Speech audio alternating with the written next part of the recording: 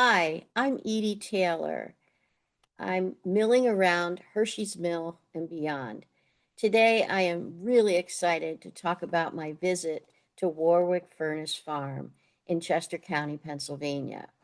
Actually, it's located at 810 Warwick Furnace Road in Glenmore, about 40 minutes from Hershey's Mill.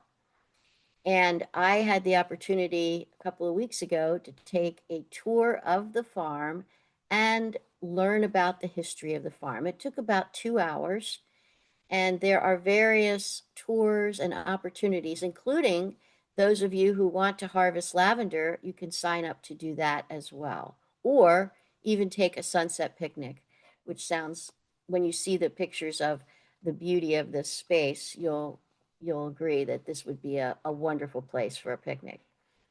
I think this podcast will appeal to those of you who are the history buffs, as well as those of you who are into organic gardening and ecology, and even those of you who love essential oils. This has something for everyone. You can see on this photo that the farm started in 1738, so even before the Revolutionary War. It is a historic district that includes an early iron furnace, or the ruins thereof, that was owned by Anna Rutter Nutt, the widow of Samuel Nutt. Samuel Nutt bought the original tracts of land for Coventry with his partners, William Branson and Mordecai Lincoln, who was the great great grandfather of Abraham Lincoln. The furnace itself was managed by George Taylor when the first Franklin stoves were cast here. The furnace operated through the 1860s and supplied iron and ironclad ship and it was used in the ironclad ship, the USS Monitor, during the Civil War. The 787-acre historic district was listed by the National Register of Historic Places in 1976. So while it was built in about 1737, 1738, it also supplied shot and cannon for American revolutionists. So more about that as we get into this. So I think you'll agree that this is has something for everyone. And once you visit the website, you'll see the various opportunities. I chose to take a tour that included a discussion, a presentation about the history of Warwick Furnace Farm, which was fascinating, and then go into the fields and discover how they do this farming. So as you drive up Warwick Furnace Road, you come upon a big sign that says this is where you are, and then numerous buildings. Here is the dairy barn where they instructed us to park. They do a lot of communication once you register and tell you very specifically the day of where to go, what to do. And we had had a lot of rain, so they specifically wanted us parking in a certain spot. So here we see the edge of the dairy barn and an open door. And as you go in here, we have the shop. And of course, it's small, but it has all of the products that they have made from lavender. So even if you don't do a tour, because the tour does cost, the tour I took was $35 a person. If you just want to go there, you can and go into the shop and buy their products.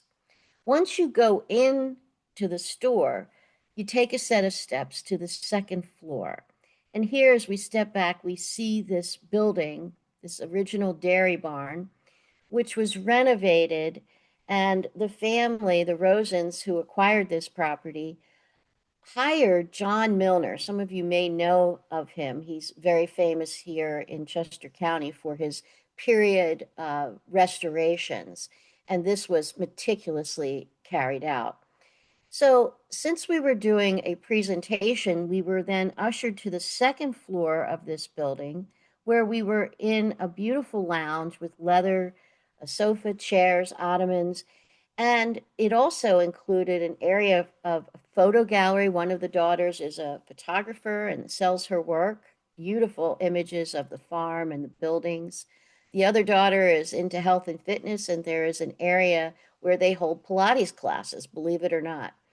And then the oldest daughter, Claire, who did our presentation, also has a wonderful photography studio in this other end of the space.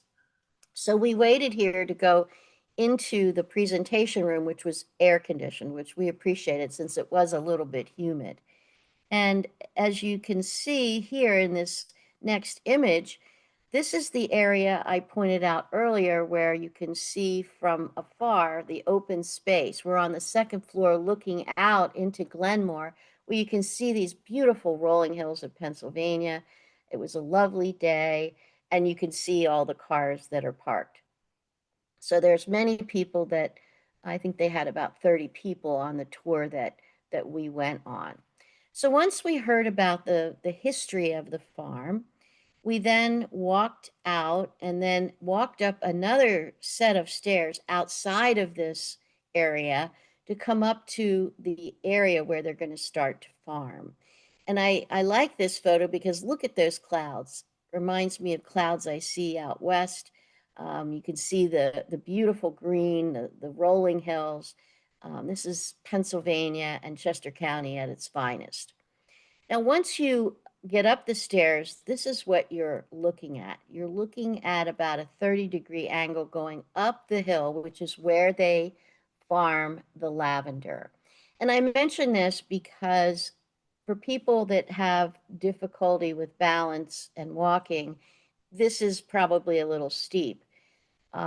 But you can still enjoy walking around on the property and maybe choose a tour that isn't quite as rigorous. But for us, we walked up the hill, and what do we find but this lovely lavender? This particular grouping is the variety called Phenomenal. And Phenomenal is actually a variety that you can get in your local garden stores.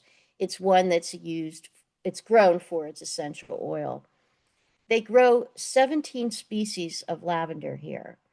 And if you notice along here, if you can see my arrow, there's a white part where they have propped up they've made a berm essentially, and the plants are planted in the berm. So this allows the water to drain really quickly and not waterlog the roots. Lavender likes a drier soil.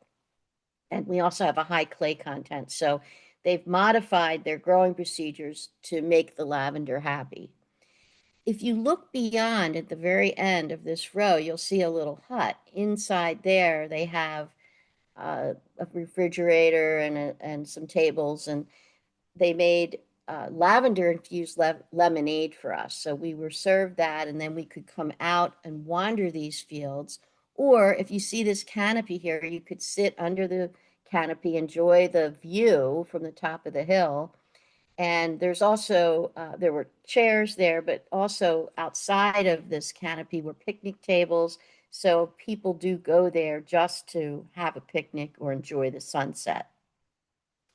So while we were walking up and down these rows, of course, the pollinators were there, and we see these incredible bees actively in these plants. And one of the things they do in registering is make you aware that if you are allergic to insects, things like that, this may not be the right tour because there are a lot of bees. Now, those bees were so incredibly happy in that lavender. I didn't feel unsafe at all. But then again, I'm not allergic to bee stings. But they were all over these plants. And someone said, well, are you going to start making honey? I don't think they've started that yet, but it would certainly make sense to have some crates for bees and start making some honey. And of course, I couldn't resist taking a selfie. I don't often do that, but I did this because behind me you can see white lavender. I didn't know that lavender plants came in a white variety and also a pink variety. And of these 17 species, some are grown purely for culinary purposes, and then others, the majority, are grown for its essential oils that are used for the various products that they make. So above my head, you can see that dairy barn where we started out and those rolling hills. And of course, we were given 15, 20 minutes to just wander through here. The different species are labeled, and you could really spend an afternoon just wandering here because the smell was so fragrant. We were so relaxed by the time we left this farm. We were just very, very happy. And of course, as we started walking back down, they have a vegetable garden, an organic garden, which has tomatoes, kale, lettuces, squash, all of the vegetables that you associate with our area. You see another image of this dairy barn, another structure where they make the lavender products. And again, these clouds. It was such a fabulous day in Chester County. Now, as we came down, we were treated to looking at some of the other old structures. Here is a log cabin that's been restored. On the inside, on the first floor, you can see a kitchen that's been restored to about early 20th century standards in terms of the appliances. And then they have a table, chairs, all of that, a big fireplace. And then as you go upstairs, they have a bedroom, which was very cozy. You can see how this slanted roof just really makes it a cozy space. There's over to the left of this photo an area, a sitting area, and people were asking, well, do you do an Airbnb and allow people to stay here? And they said, no, it's not zoned for that purpose. So this is more of a guest house for friends and family who would come to see them. Too bad, because it really would be a fun place to stay for a couple of nights. Next to this log cabin is the original mansion, and of course, this doesn't do it justice, but it is a huge farmhouse. And the family added this addition here to go between the original kitchen, which was not connected to the building originally. And they've made a beautiful renovation to make this the kitchen, essentially.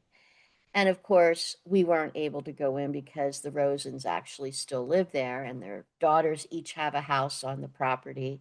And there are really, I didn't even count how many buildings, a number of them. And then after we went in the log cabin, we were treated to going into the distillery. There are 6 vats. This is one side. On the other side are another 3 vats, which hold 50 pounds of lavender flowers. So you can imagine how much that is. They do their best to take the stems and leaves away and just have the lavender flowers inside the vat. However, bees are sometimes still in there, so they leave it open for a while to allow the bees to escape. And then there's always, Mr. Rosen said, always that 1 or 2 bees who are so intoxicated from the lavender, they have trouble flying away. So essentially, they do their best to get everything out of there. And then it's about a couple-hour process of distilling these to capture the essential oil and the other distillate that comes off, which is used in various products. So once they've harvested all the lavender, they take the essential oils and make various products. And that's done in this building here, which is another essentially bank barn, which are the typical style of barn in Pennsylvania. And they did not take us in there. It would be fun to see what they do. Maybe in the winter they will do that. But right now they're making soaps and tonics, like spray tonics for your face, all kinds of lavender sachets and things like that. And that's actually, the products were what uh, brought me here, essentially, because I was, again, milling around Chester County, and I had gone to an artist market, and they had a booth, and they were selling their lavender sachets and really trying to promote the farm. So kept that in my mind, and finally I got here this summer, and I'm hoping that this will entice you as well to go, because right now they're still harvesting the lavender, and that's really an amazing experience to be around that much lavender. And then after we walked by this building, we came upon this sign. This property is now owned by the French and Pickering Creeks Conservation Trust.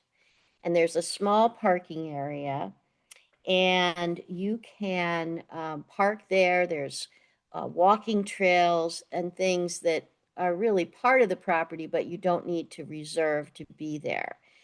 So the French and Pickering Creeks Conservation Trust permanently protected the 553-acre Warwick Furnace Farm through conservation easements and the acquisition of 108 acres, which will be the future home of a public preserve. So that is very, very exciting that this will be in perpetuity.